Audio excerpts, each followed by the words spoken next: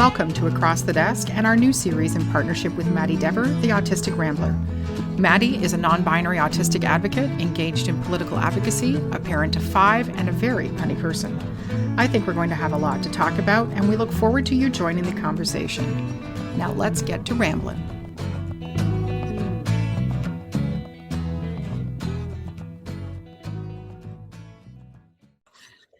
It's always a thing.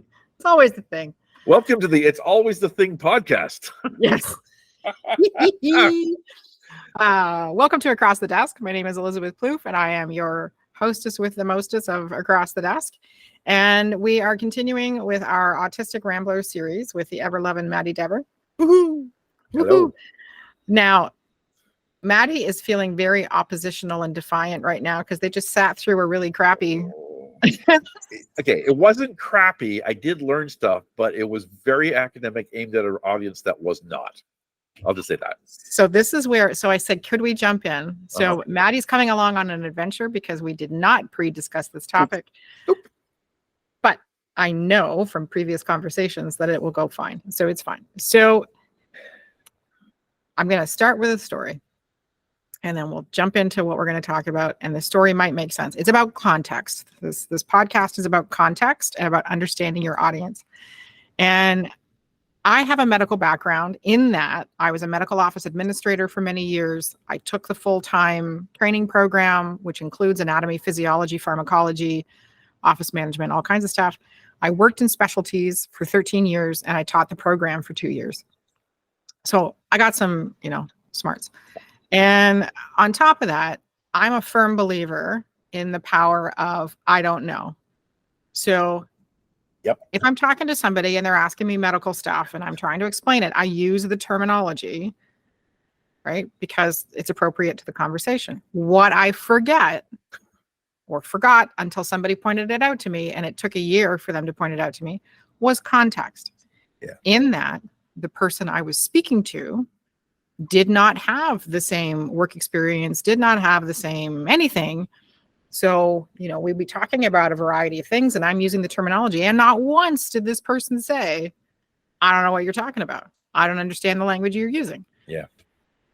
So Maddie and I are in a position where we attend a variety of functions, webinars, conferences, speak to a variety of people. And what we are noticing are these barriers that are getting created by people not understanding context. Yeah. And their audience. Yeah. So that's what I mean, right? So if you are delivering a message and you are delivering it to fellow academics, you use one language. If you are delivering it to fellow researchers who also have the body of knowledge required to understand the information, you use another vocabulary. But when you are speaking to a bunch of folk who you've asked to be at the table, who you have intentionally invited to have a conversation, and then you deliver information as though it's to peers or colleagues or whatever, then you are creating a barrier. Yeah. So that's kind of where I was. Yeah. I remember as a kid, even as an adult, a lot of times, like I knew a lot. I learned things quick. So I had a lot of adult conversations and a lot of adult thoughts. And so, my mom used to call it when I went into professor mode. You're not autistic at all. Yeah. I mean, I would just spout all the information I knew about a particular thing. And, because I was hoping that somebody would like to share more information to me so that I can learn more and then spout more. But that was not something that people appreciated, that didn't have as quick a grasp of things as I did. And I had to, or just context, like body of knowledge to understand the topic, right? Yeah, I've had a painful over time realize that I need understanding the need for plain speech, speaking plainly, using plain English. So it's more of a stripped down approach so that the words you use are going to be understood by the audience that you're in. And even when you're in an academic circle, it's you may have a more complicated lexicon-related document that has the deep stuff in it, but when you're explaining it, using plain English is always good. Use the freaking acronyms. Yes. Wackadoodles. Yes. Like, it makes me bonkers.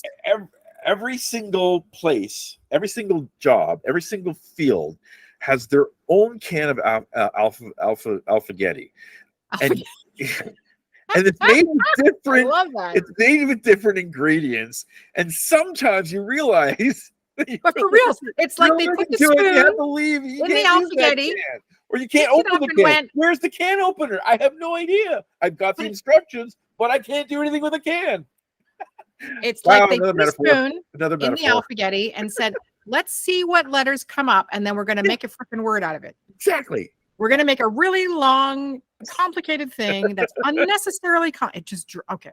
So, sorry, I get a little passionate when people aren't. To me, it's being inconsiderate. Yeah. Right. Like your okay. So this is OMG. I'm going to be judgmental. OMG. Right now, I'm ROTFL. LOL. Okay, but those are different in that. They are, but they aren't. Until people understand that there's something valid. Yeah, like it's just a cutesy way of saying that. Even teens, like there are things like I had to learn and understand, like, what is cap, no cap, sus. It's like, okay, I can think what they mean, but it's like there's a lexicon. I have no interest in learning any of that crap, because the challenge is that, I mean, I have adults texting me and using "you are," and I'd be like, no, that's a hard no. You're an adult with a high school and post-secondary education. Add the YO. So one of the things that we talk about quite frequently is creating seats at the table and creating opportunities for individuals to connect and all that kind of good stuff. And it gets frustrating when you are working in an industry where ego starts to take a big seat at the table, and perhaps it's not ego. I don't know. Maybe it's just like, I had a meeting yesterday. I had a phone call out of the blue with somebody.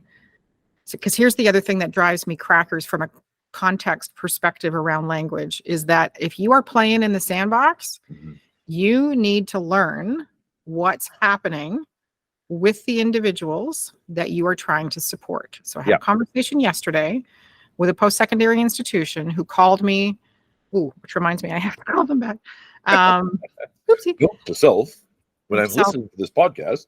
Yeah. Be September, I'll be like, damn it, I forgot again. So she says to me, and I quote, right? So they're interested in one of the programs that we're offering.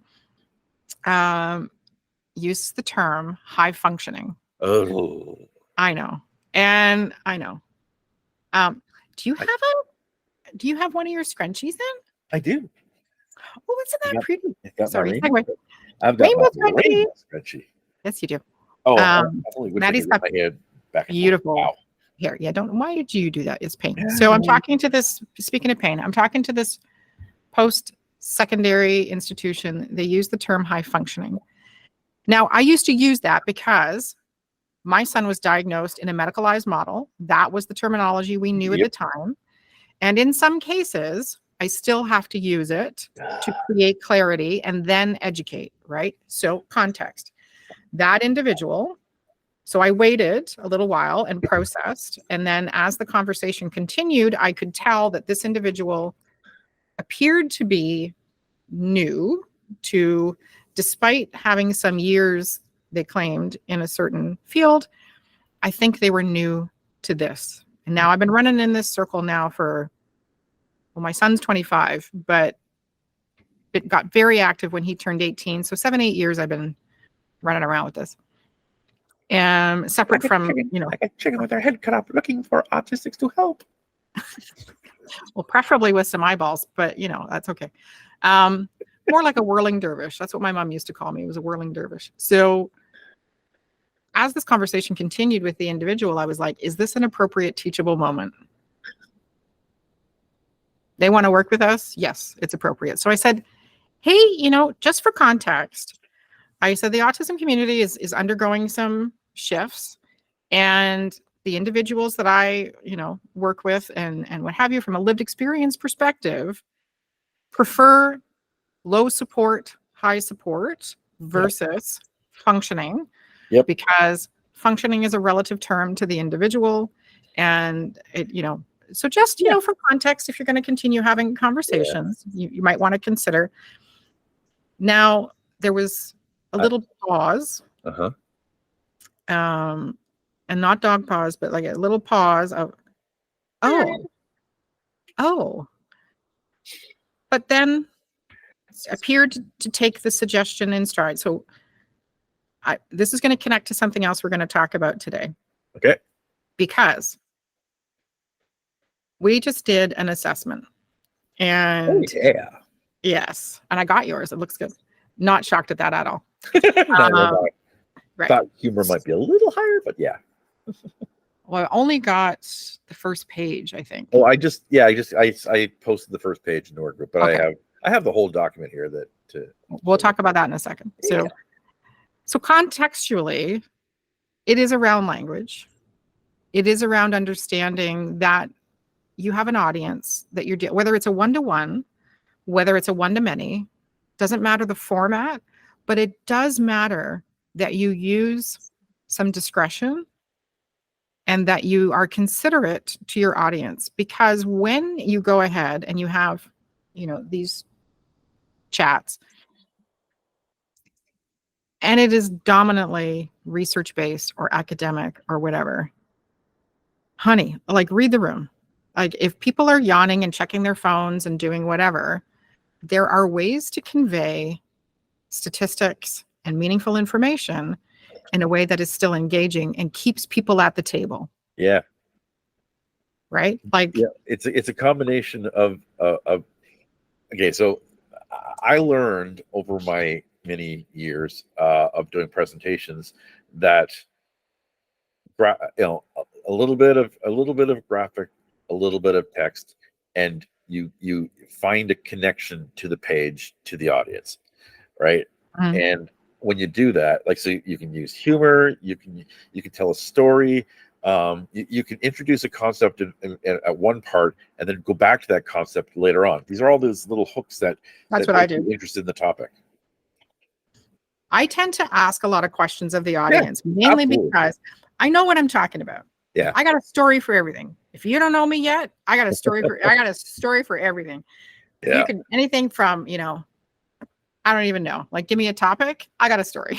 It's just the way my life has been. Tell me. Knitting. What's that? Knitting.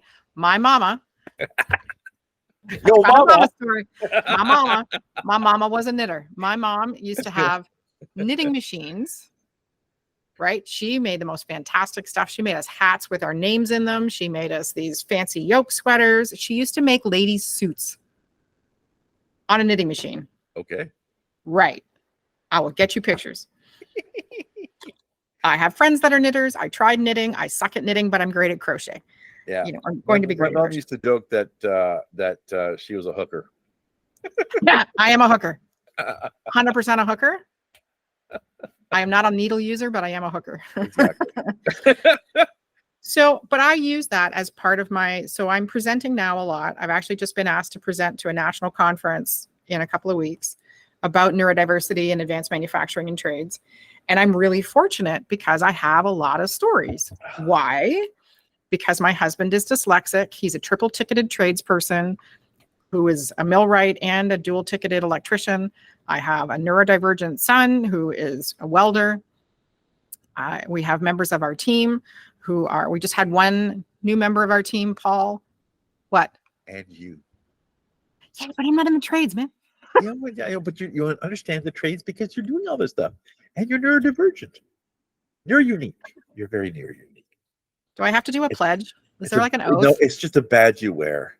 You just say, the moment you say, I swear. I solemnly swear that I am up to ADD. Exactly. So, but this is the other thing is that I think folks get trapped in this rigid format. Yeah. of presenting. They don't explore alternative formats. They might not feel that humor is appropriate. And, and if you're talking about, cancer or whatever, like potentially not funny. And if humor's not your personality, don't use humor. It won't go be very authentic. well. Right? But if you are drier than a mouse's fart, when you are presenting, you need to spice things up a bit. Exactly. Yeah. But you are really valid. Like, you came out of that presentation and you're absolutely drained. And I think what ends up happening is you get, not you, but folk in general, you disengage, you stop paying attention, and you can only absorb so much information that's boring. 5%. Sad, right? You're going to get something out of it, but it's not the value it could be. Yeah. So what we're suggesting, especially if you happen to be delivering information either on neurodiversity or to neurodivergent individuals, assume that at least 10% of the room or more is not going to understand what you're going to say if you choose your traditional academic, research-focused, jargon-filled, acronym-laden stuff. If you pick... even highly intelligent people who have been trained in some things, right? The more you know about something, the more you need to speak to find a plain English way of explaining it, because you get really caught up in your own terminology, your own stuff. You've got to find a way to bring it down, because the one I was just in, a good friend of mine who's autistic, who's been through school and all that stuff, it's like, I'm not understanding a single thing that's being said. And it's like, you're not alone. Now we're taking chairs away from the table, right? And the whole goal right now is to increase, right? So from a neurodivergent perspective, because you have different lenses than I do, right? And so what happens to you? And would you, so there's two parts to this question before you answer. One, what happens to you? And two, would you say that in your experience of connecting to other autistic individuals that this is common? Okay. So just using this last presentation, there were several autistics in the audience and clinicians and other educators. So there's a broad mix, but there was a bunch of autistics. For me, how did I feel? At times I felt dizzy, overwhelmed, frustrated, because the topic that was being chosen was what I wanted to be at. I chose to be here. I could have done other things with that hour and a half of my time, but I chose to be there on a topic that I was looking forward to hearing about. And when it was just, it was painful. It was difficult. It was frustrating. It was disappointing. And how did I deal with it? Well, fortunately, I had a friend of mine who was also in there, and we just went on our messenger and just vented as we were trying to listen. But I couldn't engage, and I couldn't, like, I was listening, I was trying to, but there was 76 slides. What the stuff? 76. I really hope if the person who, if the presenter is listening to this, I liked the content that you had, but it was really, really difficult to connect with it and understand it more. So that makes me want to go check my slide deck for my presentation, because mine is 30. My internet connection is unstable. That's that's a metaphor for my brain on a good day. Oh yeah. So what I try and do, I use them as it really does affect us. Thank you, because I have a similar response, and I thought it was just me because I'm a generally impatient, whatever kind of person. It triggers anxiety, right? It triggers, like, all of that stuff that's inside of our statistics. It brings it up to the top, and it makes it harder for us to self-regulate. So fortunately, again, I have this way of venting through my friend, so that was good. I was able to, I was able to also help other autistics who were like struggling with it too, as well as some neurotypicals. It was just, but 76 slides. 76 slides. Like the one I did the week before, right? I did a presentation with my colleague and friend Moira. Moira Robertson.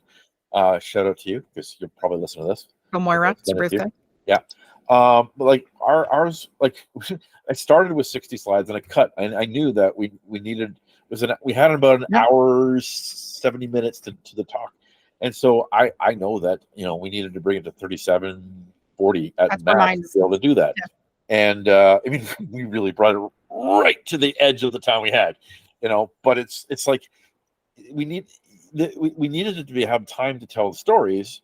The slides were just there to guide us through the discussion. When you put text on every page, the more text you have, the less you're going to learn. You got to have that mixture, and you've got to have the connection. Like honestly, when I realized what slide we were on, it's like, okay, that makes sense, because it was just like some slides. 76 that's like Coco Chanel. So if anybody knows Coco Chanel, her famous advice was, put everything on that you think you should for your outfit, and then take 3 things off. Exactly. That was my advice to Maddie for their website. You put everything on your pretty outfit. Now take 3. Yep. Just take 3. Just start with 3. Moderate. And like it's less is more. Contextually.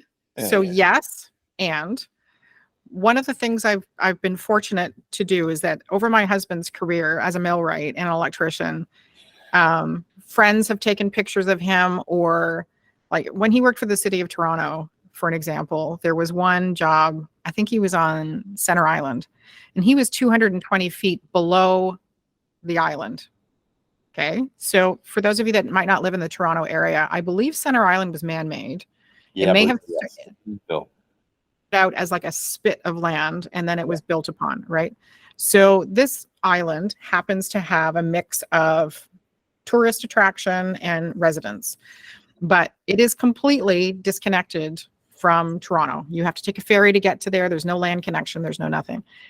So you have to pay the ogre because the ferry doesn't take cash. Dude. Go on. That didn't even fit. So yeah. You drink some more coffee. You need to pay the tolls.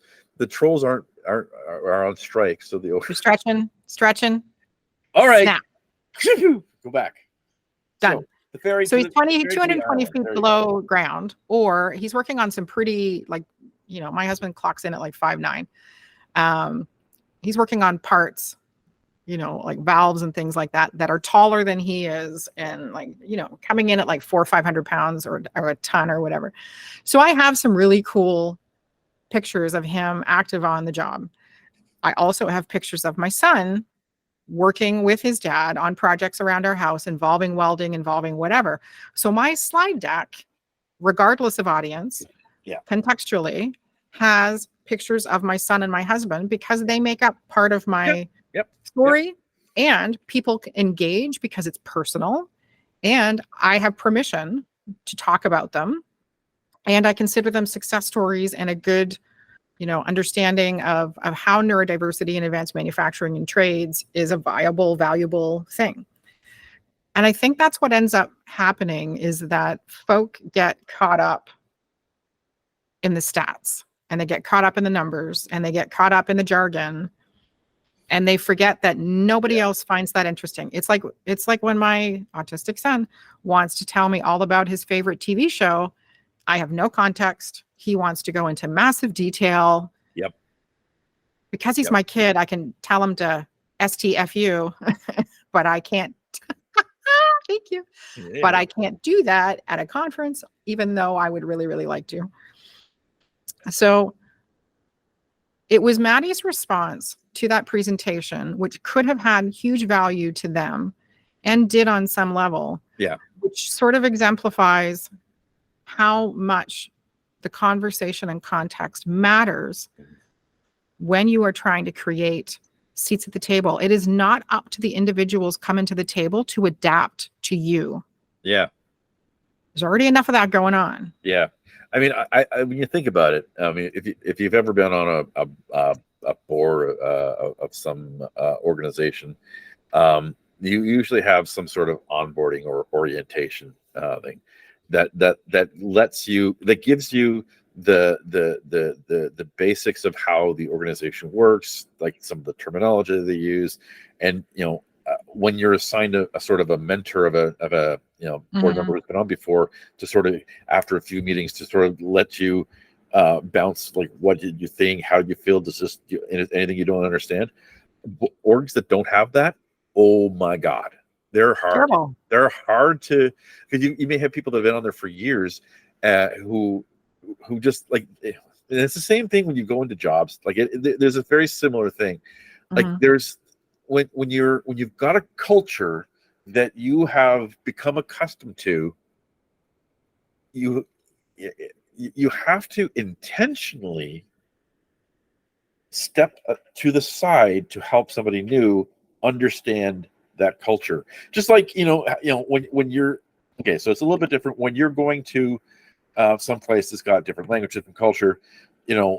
It's a two-way street, really, right? There's you should do some research before you go. I'm not going to fly to Portugal without understanding, or I'll back up. I wouldn't fly to Israel without doing research on what's appropriate as far as headdress in certain areas, clothing in certain areas, and whatever, because I don't want to be culturally offensive. Exactly.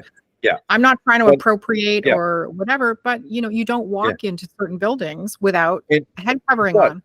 If you want, let's flip it to the other side. If you want tourists to come visit you, you're going to do the things to make them want to come and be supported and want to come back and tell other people. So that's why it's like it's a two-way thing. But like, the organization needs to do some of the work, a lot of the work, to get new people in, especially when you're looking at diversity and you're looking at trying to get the people who have been underserved to be part of leadership. In order for it to be successful, you need to change how you say things so that there's a common ground. You're creating a bridge. Exactly. Yeah. And that's interesting, because this morning I had a conversation. So Spiro Careers Canada, we got a lot. I'm so tired. I'm so tired. Happy Wednesday. This is a hump day, understandably. By the way, it's Wednesday today, whenever this gets posted, but today is Wednesday. Are you citing me already? Don't cite me already. I'm not citing you. I'm just, we don't have a regular day that we push these things out. Because do we have a regular day we record on? Yes. Do we stick to it? No. Do we? Okay, so it's like, life gets in the way. We're flexible, right? And we both have lives. You make Gumby look like they're stiff. You just lost your ring of power. Yeah, pink Leonard Wingly. Okay. So, all right. I gotta stop doing this because my one-year-old Demal just escaped as well. Stop it. I'm not gonna find it. You will. So I'll have to get somebody else to find it. I can't. I know where it went. Oh, that's fair. Yeah. So Maddie has some intersectionalities which prevent flexibility on a daily basis. On a physical sense. I'm very flexible, just not physically. You asked me. Physically flexible. I cannot do what's that game that you Twister? Thank you. I cannot do Twister. Or Hungry Hippo. No. Skateboards, people, balloons. I'm telling you, it's a thing. Okay then. Moving on. So this morning, I ended up on a meeting. So one of the things that Spiro Careers Canada, our focus is building employment solutions, whatever that looks like, right? So we have, and I don't mean that in a spaghetti kind of way. We have very direct things that we focus on. Yeah. One is a technology platform. One is our advanced manufacturing and trades for neurodiverse individuals. So I was having a conversation this morning. Why are you giggling? Nana works. I'll take that. There we go. Go Adam West. So ended up having a conversation because there's a high school that's getting retrofitted to be a community center. Now, what's interesting is that when the decision was made to decommission this high school, community involvement didn't matter for a squat. Like, it was happening. And I was hysterically watching these people get all advocate-y and angry and like it's going to make a difference. And I was like, decision's been made. Yeah. This is just a formality. This isn't Tiananmen Square. Yeah, it's like, yeah, the tank is there and it's done. Don't bother standing in front of it because they're gonna blow you. So out of the water, I mean. So that was dirty. Yeah. Well, yeah. So now Yeah. the plan is moving ahead, and they need to have co-location partners within this facility. And now they're asking for community vision and ideas for, yeah, I know. I know. So the lady that I met with, fantastic. She's doing a difficult job because she knows, like, the local government has an agenda. It just is what it is. They need cornerstone tenants in order to be able to afford to run this place. Yeah. And what have you. So I have a very specific agenda around getting into this place, which is in Halton region, the neurodiverse community, from my perspective, does not really get a seat at any table as far as major decisions and how space is used and what have you. It is grossly underserved. So if you look at the autism community in particular, autism levels 2 and 3 have a rather wide variety of services that they can access. Level 1 does not. I shouldn't say that. Certain individuals who we're are a gap. We're a crack. Yeah, we're you're in the cracks. The issue is You're like a plumber. We're not autistic enough Yes, to get some of the services, and we're too autistic to get others. exactly. Which is my entire life for the last 18 years. As soon as my son was diagnosed, it was like, well, he's doing really well. I'm like, that's great, but I'm now drinking heavily. So can we please? I don't drink heavily, but yeah. No, to be honest, like this is like I that's why I hate the whole conversation about the levels of functioning. Like high, low, 1, 2, 3. We're not a game. We don't level up. If we did, we just get You're Pokemon. Exactly.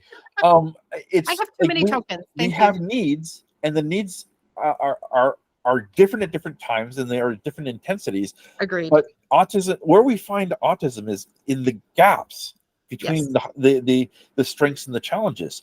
Those gaps are where we need the most support. Yep. And if you're considered high functioning, you don't get them because they figure that you're going to get whatever strength you have is the same everywhere. And if you're considered low functioning, you're going to the strengths you have are completely ignored. So low support, high support. You're given support in a particular area, but it doesn't necessarily help you thrive. It doesn't give you quality of life.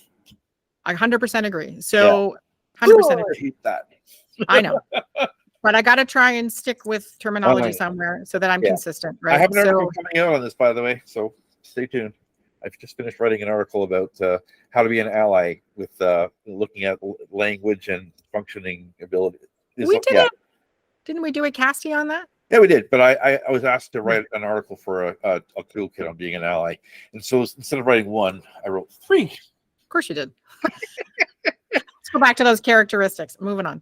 So context again, what Spiro Careers Canada is trying to do, which is my company, is build an ability hub that focuses on neurodiversity.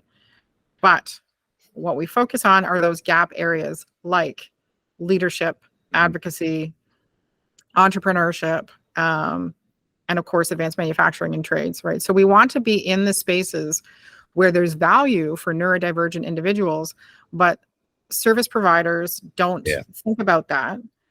And the way that it's delivered for neurotypicals won't necessarily translate, because there's an assumption when it's delivered for neurotypicals that there's a certain amount of lived experience in that lane that helps it make sense.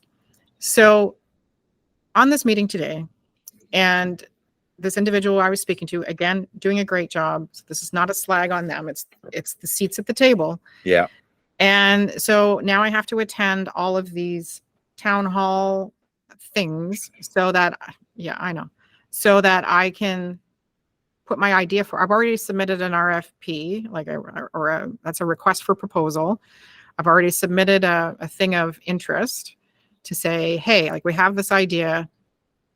One of the reasons we need to get into the conversation, so this is context again, is that I need to apply for funding. I need to know how much space that's there. Like everything gets crafted around something else. Yeah. So she says to me, which is hysterical, well, people are going to come and they're going to give their ideas about there should be sports access. There should be sports things. There should be arts things. There should be this. There should be that. And I said, okay. In Halton Region, you can't swing a cat without hitting an arena or pool or something. So why exactly, that doesn't make sense to me. Arts. There's a ton of, like, we have a beautiful Burlington art gallery and we have tons of little art shops. We have pottery making, we have everything. So I said to her, I said, is it that those services are actually needed to fill a gap, or is it lack of awareness about what already exists and people want to propose what they know? And she stopped and she's like, yep. I said, okay. So when I finished explaining my concept, she's like, that actually makes sense. That could actually make a difference. Yeah. However, council makes the final decision, and council has to, basically, they're going to bow to peer pressure.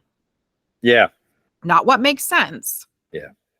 Not what the audience needs, but because there was such a kerfuffle over converting this in the first place. So I'm thinking, okay, from an audience perspective, how do I unemotionally, strategically, and statistically build the idea, get neurodiverse seats at the table? Yeah. Right? Because she said, like, bring an army. I'm like, all right. I'm a good general. I can round people up. I'm not sure you understand what you just asked for. You're a general purpose flower. I am a general purpose flour. Although I'm also gluten intolerant. So technically I am not. I am a starch. And so here's what I'm trying to, it's all about these seats at the table and making them accessible and which we have talked about before, but what we haven't gone into is presentations. Yeah. Is community-based things. You're excited. Go for it. Oh, I have a thought. Yeah, I know. You get those? So we need to dedicate a whole podcast on how to raise effective advocacy from parents, because I think there's two ways of advocating that we hear, right? Yep. There's advocating government, which again, there's two ways. There's activism and advocacy, and I think a lot of parents, at least in Ontario, fall back on activism. But there's advocacy, like there's, how do you get this message to the thing that you need for your kid or for the kids around you effectively, like what you're talking about? Like how do we do that? How do we, because it's, in order for tables to be set for autistics, we need somebody to set the table, and that's exactly, that's you, that's that's the you, that's the me, that's the parents that are hopefully listening to this. I need to bring the autistic voices to the table for this, for the audience, because we're back to what we had said at the beginning, where if you want somebody to listen to your story and pay attention and understand the information that you're sharing, it needs to have a relatable component. It needs to have context for the audience. So I need to do a combination in this particular case of personal story and statistics. And I need to make a strong argument for why this could succeed, how it would benefit the community. And so now I have to go off and do research about how many businesses in Halton or in Burlington in particular are dedicated to sports, and how many are dedicated to art and what already exists and whatever. And she says, no, this was great, right? So this is the context that we're talking about and the feedback that you should look for before presenting. Do not go to your peer group before you present, because your peer group do not have the knowledge gaps that you're looking to fill. Yeah. And you end up with confirmation bias. You end up hearing what you want to hear and not what you need to hear. Exactly. And Yes. so we have a colleague on our team, and they're a great writer. They have a particular interest in Greek history and philosophy and what have you. I've mentioned them before. And we have worked extensively on a written piece that they're doing for us. And I was so impressed because they have been so open-minded about understanding context and audience.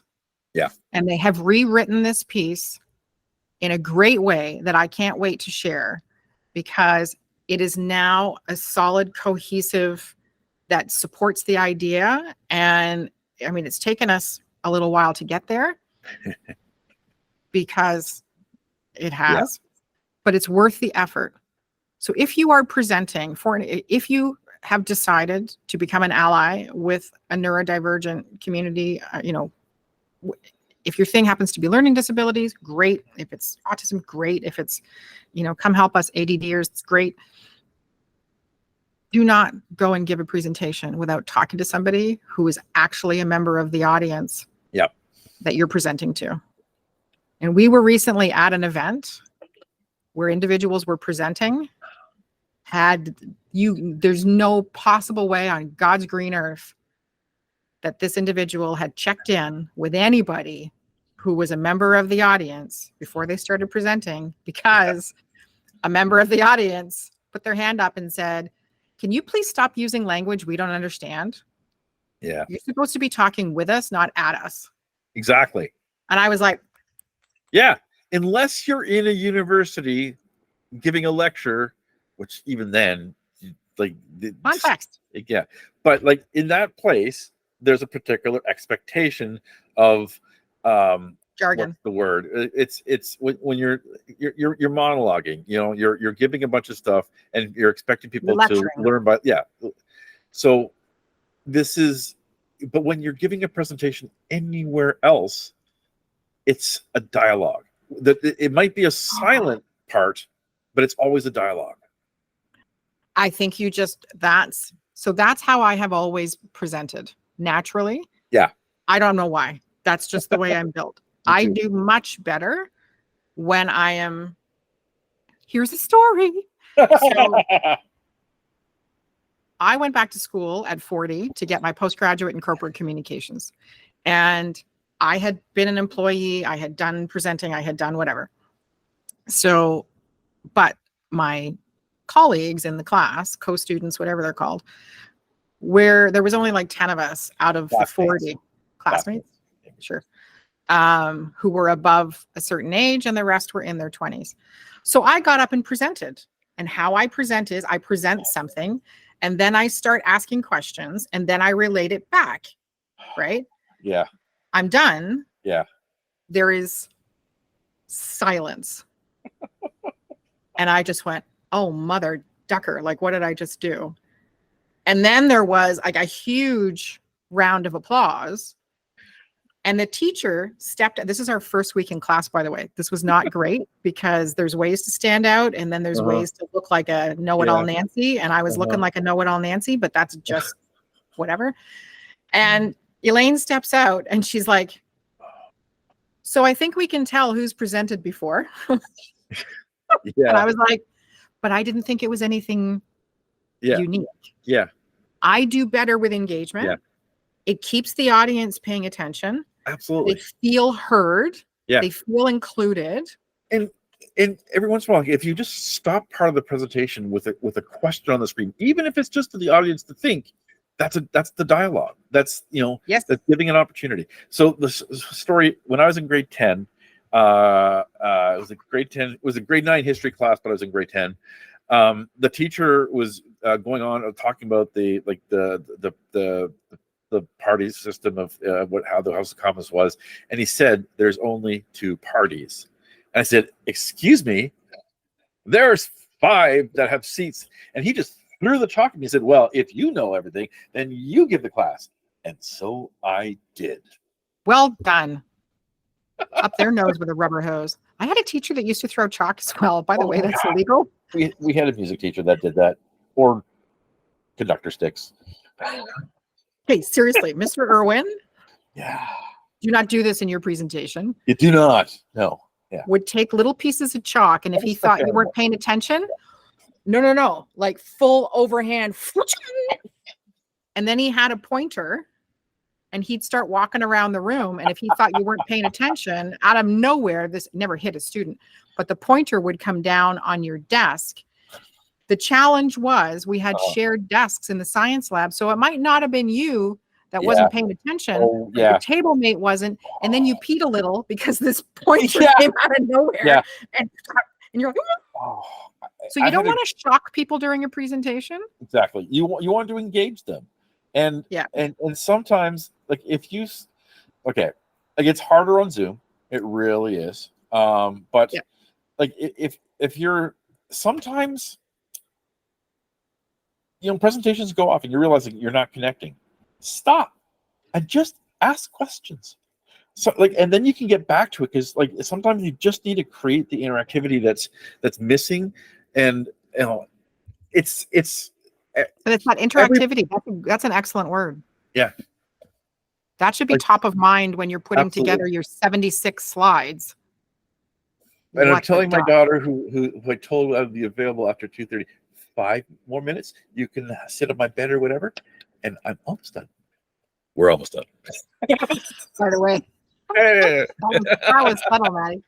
Yes. So this is yet another one of those completely spontaneous, unplanned thing based on whatever happened on the way to the Coliseum today. Yeah, a funny thing happened on the way to the podcast. Exactly. Which is, we are both in positions of presenting. We are both in positions.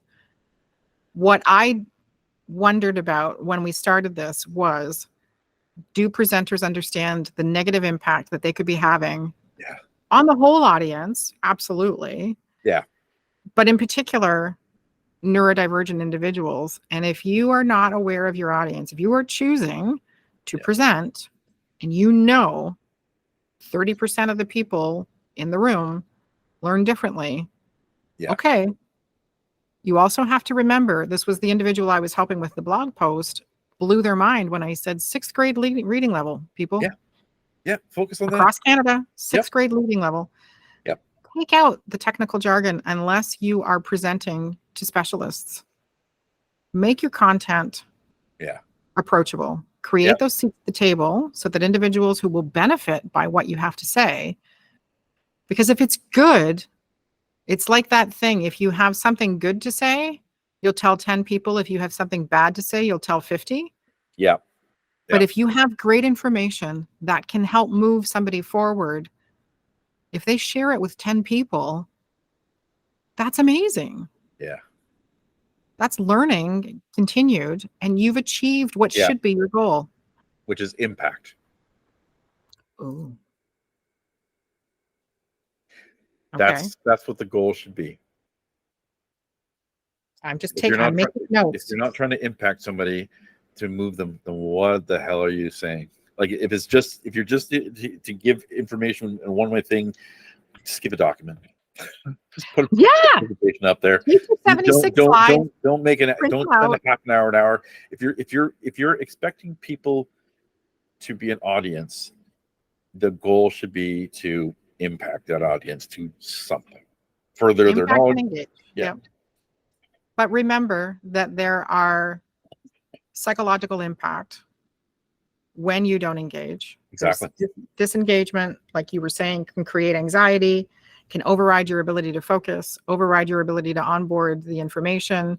And that's all audience members, unless you are a fellow academic. And even then, I hope you find it boring as hell as well. Yeah. So that's what we just wanted to talk about. I mean, that was a total happenstance, but we're both giving and attending a lot of presentations. I am always been curious if the way I check out is the same as the way other people check. I would concur. Yep. Yeah, not cool. So now Maddie's got to go because their daughter's staring at them like. Exactly. What you doing, Pop? Yeah, I'm frustrated that they can't play a game that'll make noise because I'm doing the podcast. But hey. Well, they can. It might have an interesting background. It's been. What's that? She said no. I just turned the sound down. Well, then why are you yelling at me? Exactly. Which daughter? It's the cute one. And everybody would agree. All right. On that All the note, others have been cute at particular points in their life, but this one stays cute as a cat.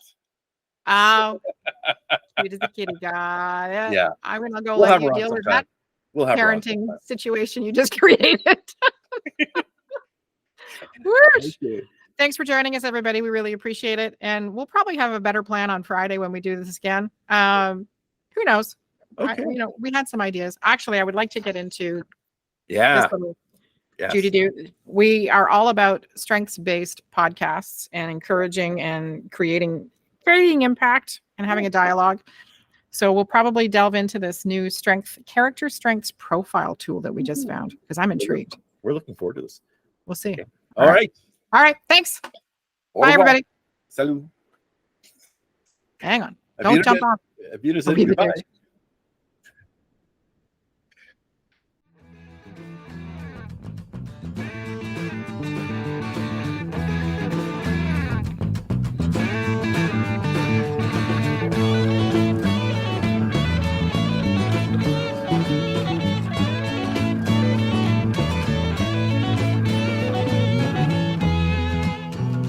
Thank you for joining us on Across the Desk and our new series, The Autistic Rambler.